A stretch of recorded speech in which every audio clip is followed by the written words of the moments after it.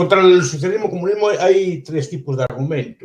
Uno es el problema del incentivo, ¿no? Que si las personas pues, tienden a cobrar igual y no hay un beneficio, digamos, de sus actuaciones o de su inventiva o de su trabajo, pues tendrán a producir menos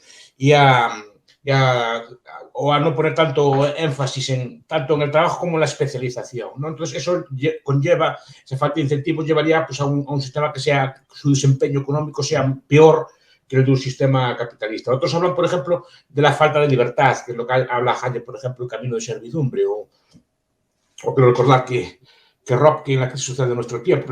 Pero es decir, la idea de que el socialismo, al monopolizar todos los medios, digamos, tanto de trabajo como de vivienda, como de comunicación, al final, pues implica que para hacer buena parte de las decisiones que ahora tomamos libremente, que tengamos que pedir permiso a una autoridad superior que nos autorice o no a eso, a llevar a cabo eso. Pero yo creo que el argumento, a mí siempre el argumento que por lo menos me parece más contundente, pero sobre todo me parece más interesante, más digno de estudio y que tiene una potencialidad mayor, es el argumento del cálculo económico en el socialismo. Es decir, que el socialismo no es que sea bueno, malo, justo, injusto, sino que es imposible. Es decir, no puede asignar correctamente los factores de producción y no es capaz de llevar a cabo una asignación racional de los bienes, de los insumos necesarios para la producción. Por tanto, es un sistema que derivaría en el caos y que no podría funcionar. Y es un argumento que siempre me pareció muy interesante. No sé si es más contundente, a lo mejor es el más sofisticado, o a lo mejor es el más complejo de entender, pero es un argumento que me parece no solo el más poderoso, sino el que tiene una mayor potencialidad de estudio para otros ámbitos. Los mutualistas, primero hay que definir o llegar a un acuerdo sobre lo que es el capitalismo, ¿no? Y qué ellos entienden por el capitalismo. Yo entiendo, a ver, leyendo alguno de sus textos, a lo mejor también estoy construyendo un hombre de paja, leyendo algunos de los textos de muchos autores críticos del capitalismo, lo que identifica el capitalismo es con el consumismo, o con la idea de que todo está en venta en nuestra sociedad, ¿no? Que es una sociedad absolutamente mercantilizada, que todo se compra, todo se vende, y que las personas pues, no tienen relaciones pues, amistosas, o se eliminan pues, principios y valores en nombre de eso. Yo no estoy de acuerdo. Yo creo que el capitalismo no es el mal. El capitalismo yo lo veo como una especie, como una suerte de tecnología mental, una tecnología humana, una herramienta que tiene el ser humano, ¿no? Para desempeñarse en la vida económica. Yo no creo que sea un mal. Yo creo que incluso tiene efectos muy positivos. Hay un señor que se llama Benjamin Friedman, que escribió un libro hace unos años que se llama Las consecuencias morales del desarrollo económico, que explica la riqueza, que el capitalismo no solo es bueno para la economía, sino que es bueno incluso moralmente. Pues que las sociedades se vuelven más pacíficas, las relaciones se vuelven como más suaves y las interacciones humanas mejoran en muchos aspectos, ¿no? Con esto. Yo no creo que para nada será un mal. Yo creo, en todo caso, los efectos perversos del consumismo y así no son culpa del capitalismo. Son culpa, en todo caso, de las personas o de la falta de valores o de los valores equivocados que puedan tener las personas. Pero el capitalismo en sí es neutro. El capitalismo, si la gente quiere, yo qué sé, Biblias, quiere escapularios o quiere cosas de estilo, el capitalismo se los da. Si lo que quiere es vicio, juego, licor, etcétera, el capitalismo se los da. Pero quien no quiere son las personas. El capitalismo ahí es un medio, simplemente. No es que te obliguen a ser consumista. Yo no lo veo mal. Yo creo que es un sumo bien en muchos aspectos. No solo los económicos, sino también los morales incluso. Piense en la desgracia de todas aquellas madres que perdían hijos por enfermedades que hoy día se curan con medicinas muy simples. No, es decir, ese tipo de cosas tienen consecuencias morales. Yo no veo la maldad para nada.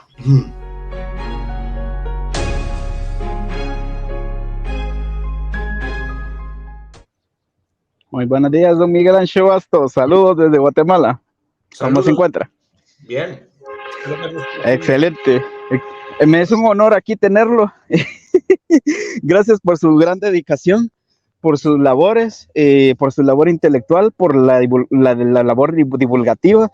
De verdad que somos gente que lo valoramos bastante, porque en un mundo donde estamos llenos de mucho ruido estatista, nos viene bastante bien la labor de alguien como usted, ¿no? Viene a ser como nuestro caballero de la armadura negra, ¿no?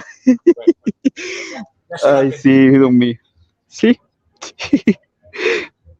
Sí, me ha gustado mucho esta forma en la que ha esgrimido este razonamiento sobre lo de que viene a ser el,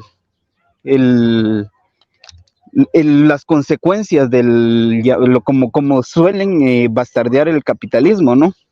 Sí. Es que estamos en un mundo donde hay una especie de agnotología intencionada, ¿verdad? Creo que ya vamos por la tercera pregunta, ¿verdad? Sí, lo que no veo yo es porque el capitalismo tiene tan mala prensa. No acabo de... Yo, a ver, yo intuyo porque el capitalismo, como muchas otras invenciones humanas, no se ve como natural, sino que muchas veces es algo como contraintuitivo, ¿no? Eh, y, porque implica, digamos, algo que está muy presente en la naturaleza humana, que es, por ejemplo, tener dinero, gastarlo. Tener dinero, gastarlo. Y que todo lo que tenemos, pues es como de la comunidad o como que es de todos, ¿no? Y esto, digamos, que rompe un poco, digamos, con muchos principios que están, digamos, muy establecidos en el ser humano. Pero claro, pero este sistema permite, pues, permite a muchas partes del mundo eliminar el hambre, permite eliminar, y va lentamente eliminando la enfermedad, permite elevar los niveles culturales de las personas, permite que usted y yo estemos hablando a distancia. Claro, En efecto. la gente, yo muchas veces veo que ustedes que son jóvenes, pero claro, yo viví en un mundo que no había estas cosas. Ustedes ya más o menos ya están criados con estas modernidades. Pero claro, estas cosas son impensables. Yo pudiera hablar con un señor de Guatemala tan ricamente sentado en mi casa. Pero hablando los dos, intercambiando ideas, intercambiando conocimientos, discutiendo de temas, favoreciendo la comunicación humana. Sí, en efecto. De hecho, Y hasta el eso, profesor Hans tocaba esto que usted menciona sobre la evolución del ser humano en el capitalismo en su libro del progreso y declive de la civilización humana, ¿verdad? sí. Y yo en ese aspecto lo veo así. Yo creo que claro, tiene aspectos que, digamos, por ejemplo, la idea de reinvertir sistemáticamente, la idea de privarse de consumos presentes por consumos futuros, etcétera, que es que está en la base del capitalismo, la idea de todas las instituciones que coordinan el ahorro para con el fin de producir más el día de mañana. Claro, esas cosas no son fáciles de entender. De hecho, la mayor parte de las civilizaciones no lo entendieron nunca. Y de hecho, buena parte de la humanidad sigue sin entenderlo. Disfruta de las ventajas que el sistema le trae, pero no entiende. Igual que usted y yo estamos hablando por un sistema de estos y yo no sé cómo funciona este sistema. O sea, no sé cómo Ay, funciona. sí.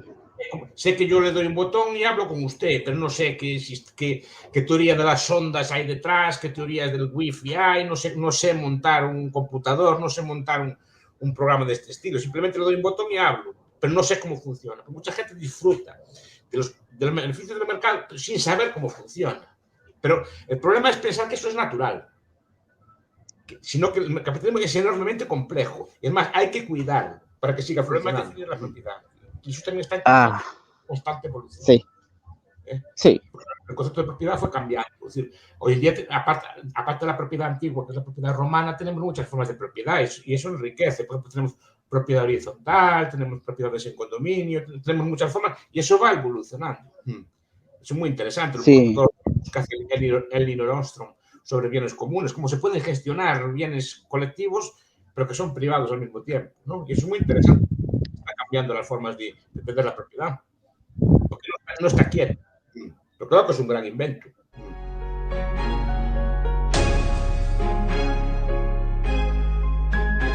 Sí. Creo que es la identificación. Hay varias, ¿no? La idea, por Sí, ejemplo, hay muchísimas.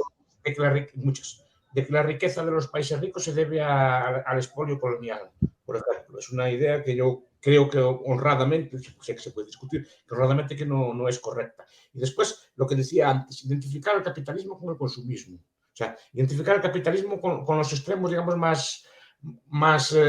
digamos, más estrafalarios, ¿no? Por ejemplo, si viene un cantante o un futbolista o un artista o algo así y se baña en champán, como vi una ocasión que hacía un famoso, ¿no? Que se bañaba en una bañera con champán. Eso es el capitalismo, ¿no? Eso, señor, eso es consumismo. Ese señor poco capitalista es, no quiero decir. Y después identificar a todo lo que es, a todos los ricos o todo así con el capitalismo. A ver, hay ricos que son capitalistas y hay ricos que no son capitalistas. Por ejemplo, lo que estamos diciendo antes. Por ejemplo, un cantante, un deportista o un artista puede ganar mucho dinero, pero no es capitalista, simplemente gana mucho dinero. Un médico afamado o una persona así puede ganar mucho dinero, pero no es capitalista, no tiene por qué ser capitalista. En cambio, un panadero que ahorra, que reinvierte en una máquina nueva, que calcula el futuro, eso sí que es capitalista. A lo mejor, aunque no tenga tanto dinero como el artista. Pero normalmente cuando pensamos en el capitalismo pensamos en personas que identificamos falsamente con el capitalista y que no tienen ninguno de los valores capitalistas, como es el consumismo, por ejemplo, ¿no? De hecho, ese consumismo que usted describe tiende a parecerse más al libertino, ¿no? Que esas teorías son un tanto izquierdistas, ¿no? Porque siguen una suerte de...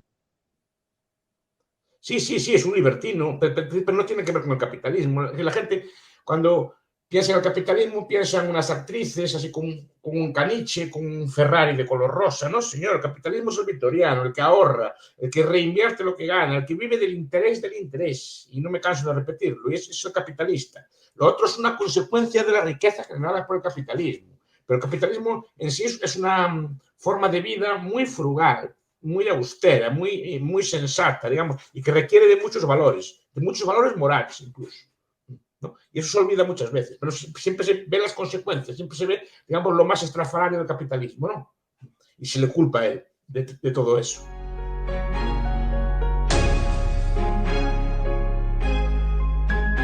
Sí, Contra el Estado. A día de hoy es para construir otro Estado, no es fácil, pero se puede hacer. De hecho, hay muchos ejemplos. Pero una secesión individual, no. Es que un Estado individual no es un Estado. Es un club. En efecto. El Estado se caracteriza por negar la posibilidad de que pueda, digamos, en su tierra o en su terreno, autodeterminarse y llevar a cabo su vida. No, como usted viviendo en el territorio de un Estado, tiene que estar sujeto a la ley que impera en ese territorio. Usted no se puede secesionar. Se puede secesionar si usted consigue juntarse con otros y crear otro Estado y a través de un complejo proceso secesionarse, pero aún así lo tendría complicado. Repito, un Estado que permita la secesión es difícil que se le pueda llamar Estado. Sí, eso es muy difícil, porque así como usted sostiene, sería un club con membresía y todo, incluso sería más coherente con la idea, incluso para los minarquistas que tanto nos suelen achacar de que lo nuestro es praxeológicamente imposible, y ahí tenemos ejemplos de minarquía fracasadas, ¿no? Que tienden a las guerras, al colectivismo, a incluso expandirse incluso en las guerras nucleares, que a su vez arruinan...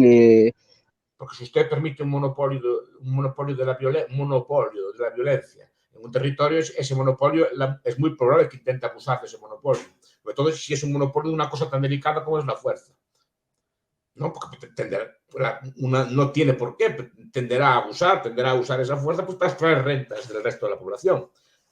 De ahí viene la idea de que sea un monopolio. Si no fuera un monopolio, pues ya tendría que competir, ya sería otra cosa, ya no sería un Estado, sería otra cosa.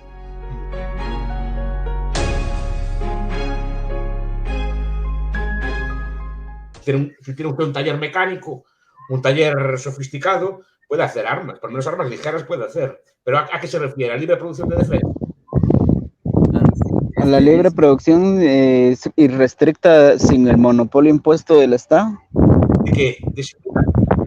Es que es redundante, pero sí, eso es. ¿Cómo concatenaríamos el orden espontáneo que vendría de venir en competencias en el mercado, ¿verdad? Con múltiples empresas, los precios, el cálculo económico, en relación con el estado actual, porque es como un poco redundante, pero es para nuestro público. Pero no a qué estás refiriendo, si es posible formas de defensa privadas o formas de defensa privadas. Sí, las formas de defensa. Sí, pero eso existió siempre, por ejemplo, existe hoy. Lo están viendo en la guerra de Ucrania, no están peleando fuerzas mercenarias. Por cierto, son de las más eficaces. La tropa privada parece que pelea bien. A veces parece que pelea mejor que la otra, por lo menos en el caso de los rusos. O sea, pero formas de organización privada de defensa las hubo siempre. Desde policías privadas, o agentes de seguridad privada, ejércitos privados existieron siempre. De hecho, la anomalía histórica es el ejército de standing, el standing army. La anomalía es el ejército de recluta. Los ejércitos históricos siempre fueron de mercenarios, por lo menos en Europa, lo que recuerdo yo, de tropas pagadas que funcionaban de forma privada. Y la defensa es privada. Otra cosa es que a día de hoy no se considera legítimo.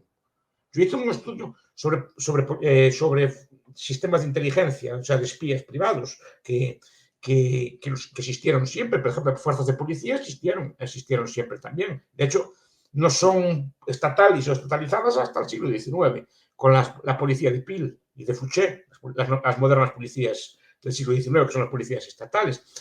Antes eran, por ejemplo, en Estados Unidos, la primera policía que hubo a nivel federal fueron los Pinkerton. Fue una empresa privada, no fue una cosa por el estilo. Y después tenemos todo tipo de ejércitos y cosas por el estilo. En muchos países hay fuerzas, que se puede llamar así, que el Estado no monopoliza. Hay mafias, hay maras, hay bandas que los Estados no son capaces de controlar. De hecho, los Estados en muchos países no controlan todo su territorio. Hay fuerzas que prestan servicios alternativos a los del Estado en muchos sitios. Iba a agregar en ello que es que incluso en este síntoma se ve reflejado el error del cálculo económico aplicado al ámbito de la seguridad y la defensa, ¿verdad? La justicia.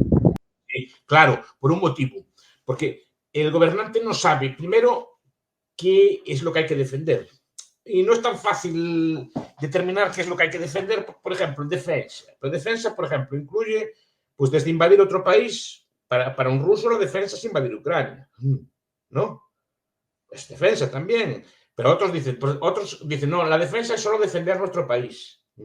Para unos la defensa implica armas atómicas, para otros implica solo armas de autodefensa o de, ¿cómo le llaman? De ejército de milicias, ¿no? Modelos suizos, que no hay un ejército standing, sino que es el pueblo en armas. Primero, ¿qué es lo que hay que defender? Y segundo, la valoración que se hace del bien defensa. Repito, lo que es defensa no es igual para todos, no es igual para todo el mundo, ¿no? Hay personas muy pacifistas, ¿no? Si fuera usted un jainita, por ejemplo, o alguna secta o un pacifista que odian las armas y la violencia, pues cualquier tipo de violencia es sobrante. Para un halcón, una persona que siempre le gusta montar guerras, cosas por el estilo, la defensa que hay ahora es insuficiente. Porque esos debates yo los veo en España, supongo que en Guatemala y en otros países lo hay. Es decir, en España hay gente que quiere guerra y la NATO y meterse en guerras en otros países. Otros, en cambio, que son plenamente pacifistas, que están en contra de las armas. Hay de todo. Entonces, ¿cuál es el nivel de defensa que hay que prestar? ¿Cuál es el nivel correcto de defensa que hay que prestar? Y es un problema de cálculo. El gobierno tiene que decir cuánta defensa, qué tipo de defensa, cómo modula esa defensa, si todas las zonas del país están igual defendidas o no, etc. ¿Y eso cómo se determina? Es un problema de cálculo, no lo hay. Sí, no puede ni siquiera saber cuánta gente debe de dividir para determinadas necesidades que las personas sí saben que las necesitan, que tienen esa necesidad, esa escasez específica, ¿no? Un estado puede ser desde un Garrison State, ¿no? El Garrison State que hablabas, un estado cuartel, que todo está militarizado y todo está, dicen que es como Eritrea, en África, que es un país totalmente militarizado, que la gente tiene servicios militares de 10 años o de 12 años. Estoy hablando de memoria, ¿eh? Hay países que son absolutamente pacifistas, que ni tienen ejército, ni tienen nada. Estoy pensando en Costa Rica, o estoy pensando en otros sitios que no tienen fuerzas armadas. Entonces, dentro de ese modelo, ¿cuál es el modelo correcto?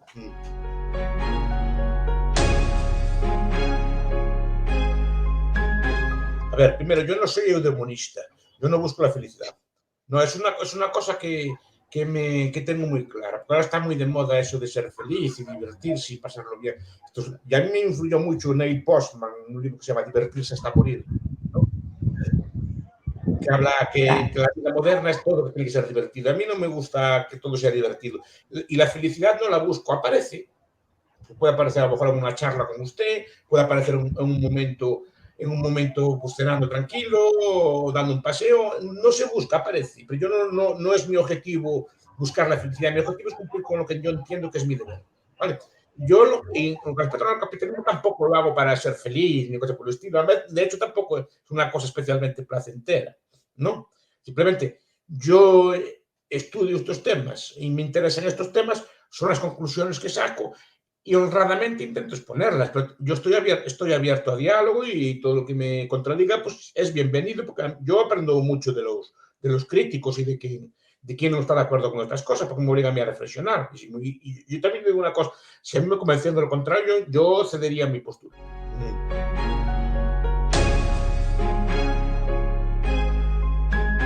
paradójico, pero los mejores marxistas estaban en Occidente, no estaban en Rusia. De los tiempos de Rusia, a ver, para mí los mejores libros, por ejemplo, son los de aquel entorno, son los de, a ver, está claro que el clásico es el de János Kornai, de Socialist System, es el clásico es un autor húngaro que conoce bien el comunismo, ¿no? Después el de Chafarevich, El fenómeno socialista, es un libro también de un matemático ruso emigrado que también describe el socialismo dentro, son muy interesantes, ¿no? Pero después, claro, hay un autor muy interesante. Repito que no es soviético. Repito, los soviéticos en general, su marxismo tendía a ser muy escolástico. Como era un marxismo oficial que enseñaban las escuelas y se enseñaban las facultades, no tendía a desviarse mucho, no tendría a haber gran riqueza de debate. De hecho, los grandes marxistas son occidentales. No están en la Unión Soviética. Antes sí, hombre, a principios del comunismo, pero sí que me resultaba muy divertido, muy interesante, se llama Bogdanov, ¿no? La estrella roja, que es una novela que pinta un futuro comunista en Marte. Lo conozco, un libro muy, muy curioso, ¿no? O el ingeniero Bielski, o así, se llama así. Tiene un par de libros muy interesantes. Es un autor curioso, o aquellas teorías estéticas de cuando gobernaba Lunacharsky en Rusia, etc. ¿no? Pero digo que como comunistas no dieron grandes comunistas, hombre, tuvieron avances, por ejemplo, en la matemática. Yo creo que, por ejemplo, buena parte de la econometría y de la economía matemática, parte de ella tiene origen soviético, todo lo que es la econometría, Kantorovich, por ejemplo, y estos que hicieron grandes avances en ese ámbito. Yo creo que el marxismo, donde mejor se da es en Occidente. Y de los autores marxistas le voy a recomendar uno, Alec Nove. Alec Nove tiene 2 libros, por ejemplo, si los consigue. La historia económica de la Unión Soviética, que es un libro muy honrado. Yo lo cito muchas veces. Es muy honrado porque reconoce el fracaso que fue, ¿no? Y después un librito que se llama La economía del socialismo factible, que es un libro muy interesante.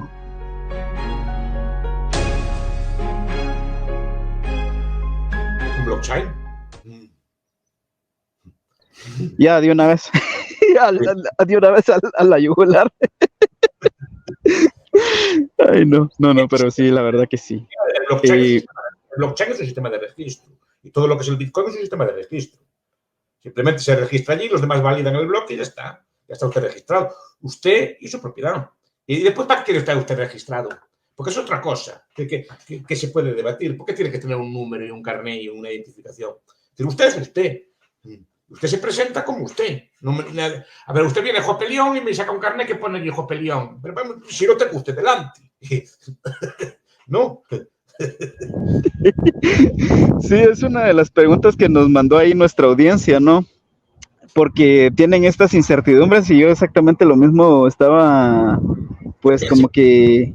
Ajá. Hay un libro que se llama The Invention of Passport, la invención del pasaporte, no me acuerdo del autor, pero explica muy bien cómo se crean los documentos modernos de identidad. Antes, a principios del siglo XX no había documentos de identidad. En España, si no recuerdo mal, los puso Franco, pero no para la gente, para los ladrones. Era un sistema para identificar a los bandidos, para que tuvieran un documento. El documento de identidad no es para que lo tenga usted. El documento de identidad es por si se lo quitan a usted.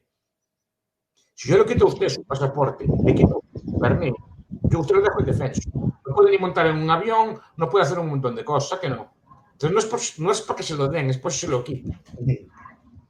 De hecho, es una de las cosas que pasa aquí en Guatemala con el fenómeno de las extorsiones pandilleras, que literalmente operan como cualquier estado, ponen extorsiones, le llaman impuestos, ponen registros a sus víctimas, y lo irónico es cuando le dice uno de las personas de la miniarquía, ¿no?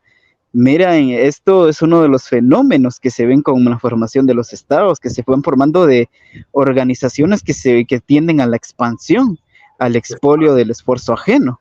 Se forman así. Sí, y ellos dicen, no, es que lo que sucede es que eso no es un verdadero estado, y incluso algunos. Sí. Faltan las escuelas.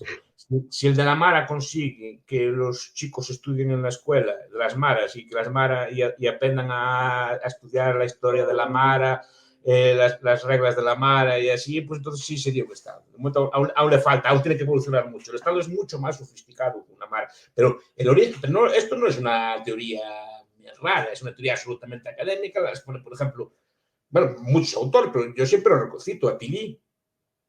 Charles Tilly, un autor que además ni siquiera es anarquista, ni libertario, ni nada por los que es un autor socialdemócrata, es un beberiano incluso de izquierda, que tiene un trabajo precioso que se llama Guerra y construcción de estados como crimen organizado, y lo puede bajar de internet así escribiéndolo, tal cual con otras palabras ya le aparece el PDF, y lo que explica que el Estado en origen tiene la misma forma que una mara, que una mafia, solo que evolucionó y es mucho más sofisticada, o sea, porque tiene sistemas de legitimación, por ejemplo, escuelas, medios de comunicación, cosas por el estilo propios, que se dedican a justificar el poder. No ejercen el poder por la fuerza bruta, sino que construyen una legitimidad. Eso es la tesis de una tesis que está más que trillada. Michael Mann, otros autores también inciden en la misma tesis. No es algo ni siquiera nuevo en la academia. Lo que pasa es que este tipo de debates académicos no salen de los muros de la academia, sino que se quedan dentro de ella. No transfieren, digamos, la sociedad, la gente normal que está en sus casas no lee este tipo de cosas. Pero no son cosas ni siquiera ni prohibidas ni nada, y son absolutamente aceptadas en los medios académicos, no es nada nuevo.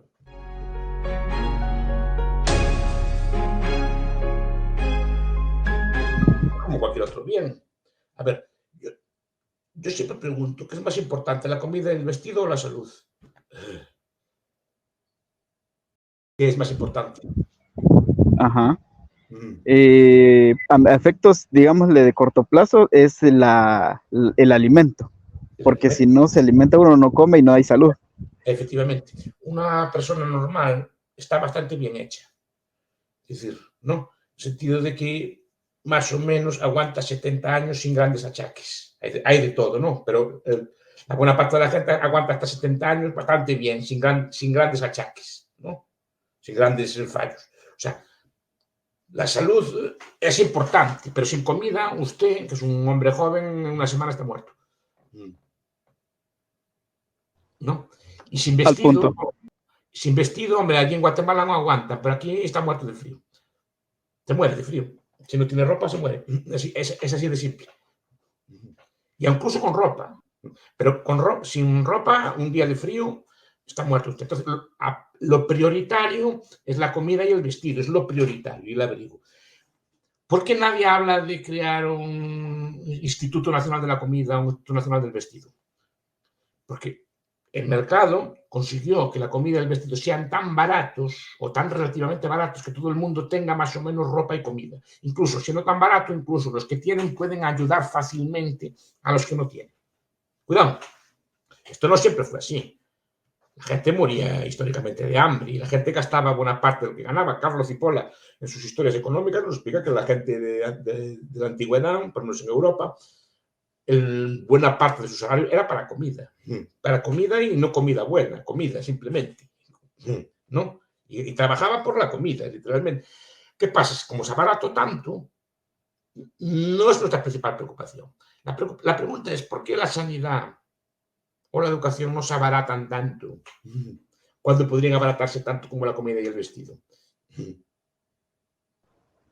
En efecto, y... Por ejemplo, en el ámbito de la medicina, lo que es...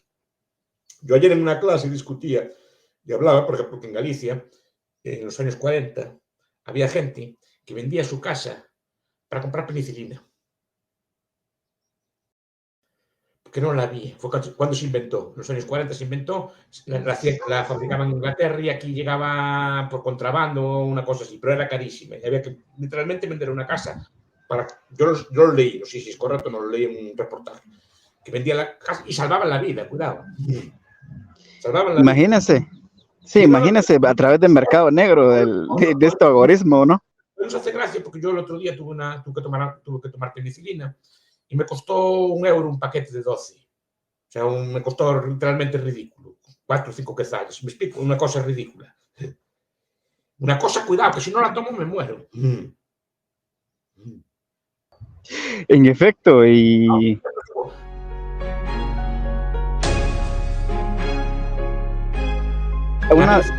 ¿Por qué no baja todo igual? La educación no podría abaratarse mucho. A ver, usted y yo no estamos haciendo educación. Si alguien ve este vídeo, hipotéticamente, en el caso de que pudiera aprender algo, ¿no? No lo tiene gratis, no tiene en internet miles de vídeos, no tiene miles y miles y centenares de miles de libros, de artículos, de periódicos, de todo.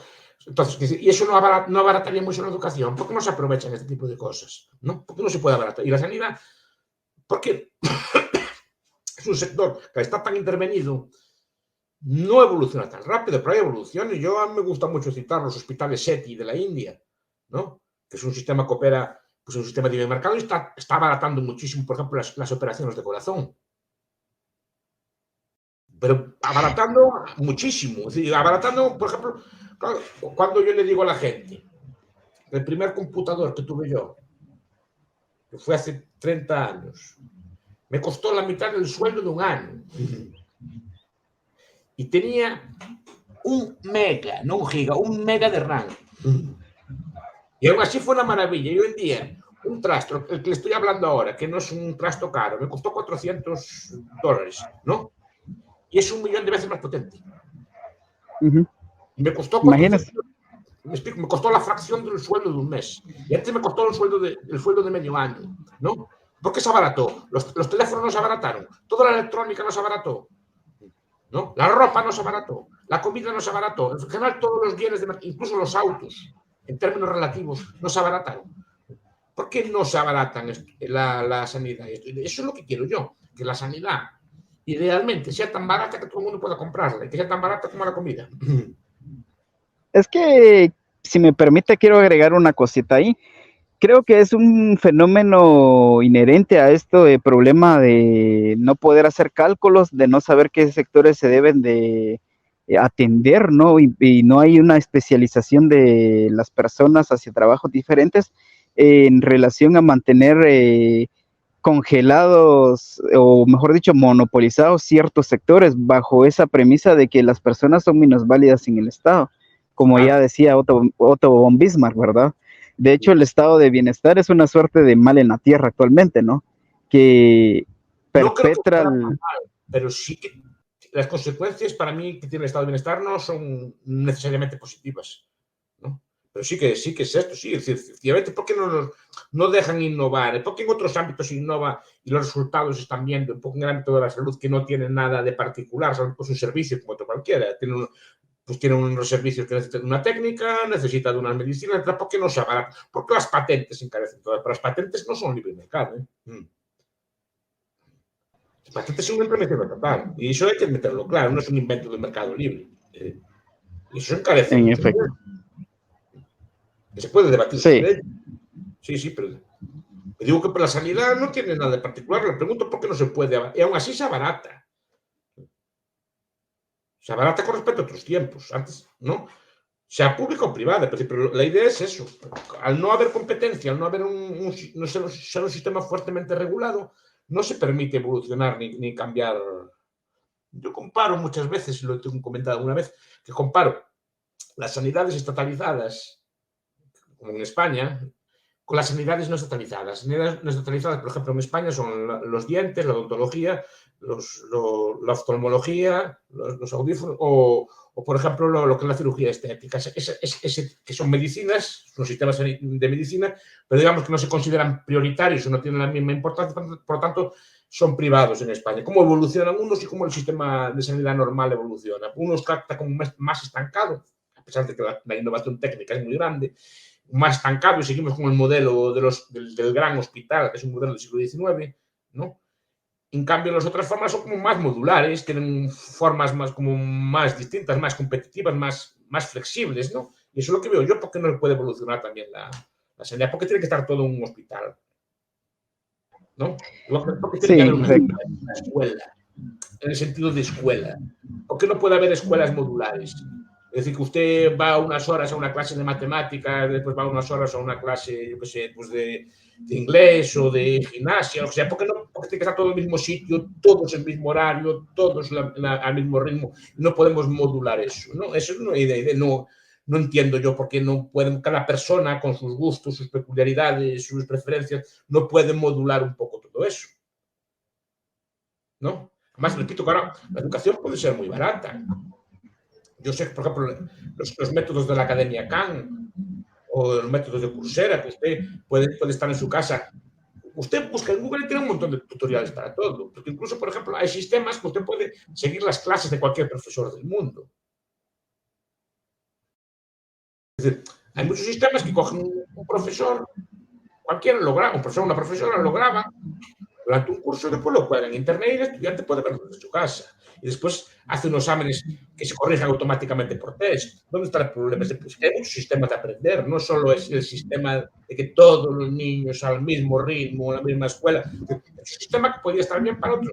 Un poco no avanza y no se innova. Seguimos siempre con el mismo modelo, ¿no? La medicina yo creo que también podría evolucionar por ahí. Leí de experimentos como la Joma de hospitales nuevos o de otros sitios que están operando y bajando muchísimo de la sanidad. Pero porque no sé, con los nuevos materiales, las nuevas prótesis, las nuevas máquinas, etcétera. Mire, yo tengo un montón de enfermedades que ya voy viejo, pero yo tengo un montón también de trastos en casa. Yo tengo un trasto que me mide la tensión, tengo un trasto que me mide el azúcar, muy baratos. Antes eso, en tiempos de mis padres, eso costaba mucho hacer un análisis, pero yo todos los días analizo ya muchos parámetros de mi salud, pues con unas maquinitas que hay ahí. Y eso, con el tiempo, se irá perfeccionando. Me explico. Y cuando tengo un problema de salud, ya lo llamo directamente al médico. Además, el médico se puede conectar conmigo por videoconferencia, o se puede hacer muchas cosas, y de hecho ya se está haciendo, ¿no?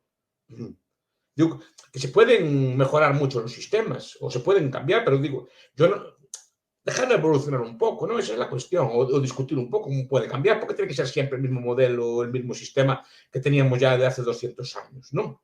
Que no hay una calidad, el concepto de calidad es discutible. Es decir, es discutible en el sentido que es subjetivo. Por ejemplo, usted y yo leemos un mismo libro, o leemos una misma película, y a lo mejor no estamos de acuerdo. Pero, o con la calidad de un bien, de una tarta, o de un zapato, así, que decir, podemos, hombre, hay estándares que se pueden objetivar, pero la calidad en última instancia es subjetiva. Entonces, la calidad de educación es que usted esté satisfecho con su educación. Y será como, ¿usted cómo está satisfecho con un bar o con un restaurante? Porque vuelve usted al restaurante, ¿no? Y paga con gusto su comida allí. Yo todas las semanas como en el mismo sitio, ¿no? Me gusta, tengo un restaurante de frente. ¿Y por qué voy siempre a ese sitio? Porque me gusta ese sitio. ¿Qué prueba hay? No hay otra prueba. Que a lo mejor no le gusta ese sitio, pero a mí me gusta, yo estoy contento con él. Pues la calidad es lo mismo.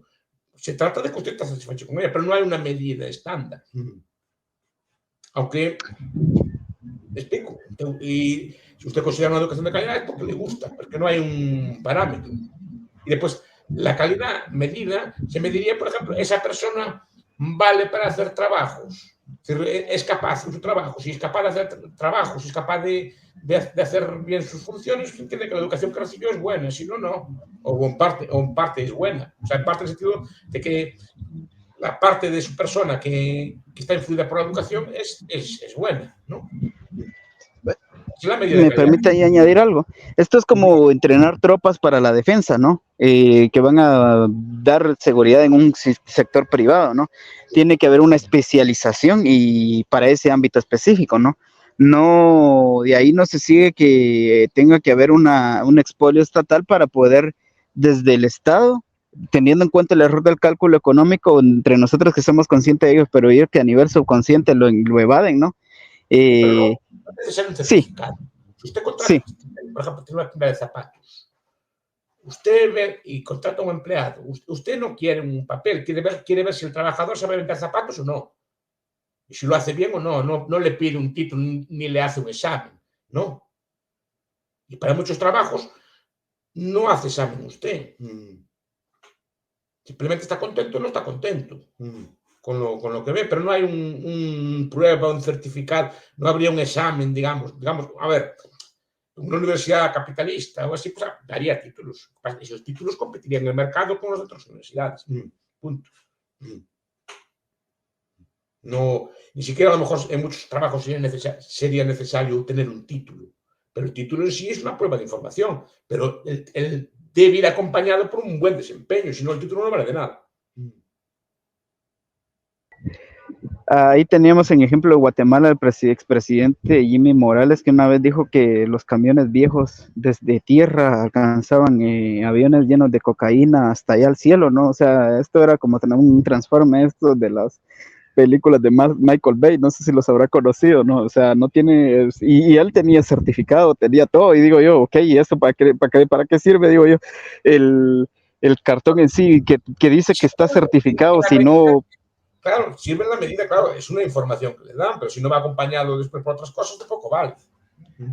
En efecto, y esa es una especie de dilema innecesario derivado de este estatismo. Profesor, hemos llegado a lo que hemos acordado.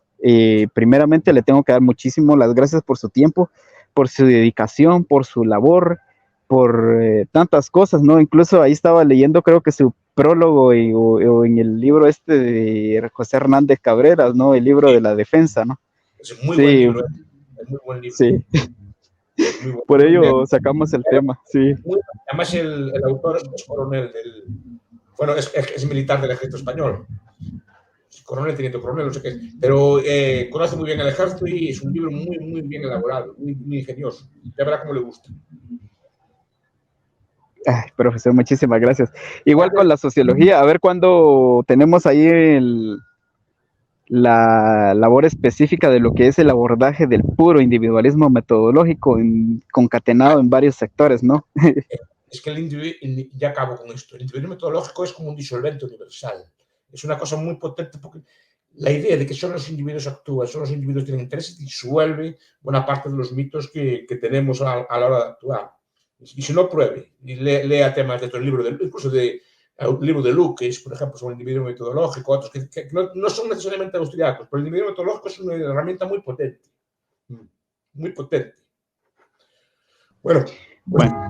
Buenas tardes y hasta la próxima. Espero verlo por Guatemala alguna vez. Y un abrazo, profesor. Gracias. Gracias a ustedes. Agradecido y abrazo psicológico ahí donde se encuentra. Gracias. Gracias por la amabilidad. Hasta luego.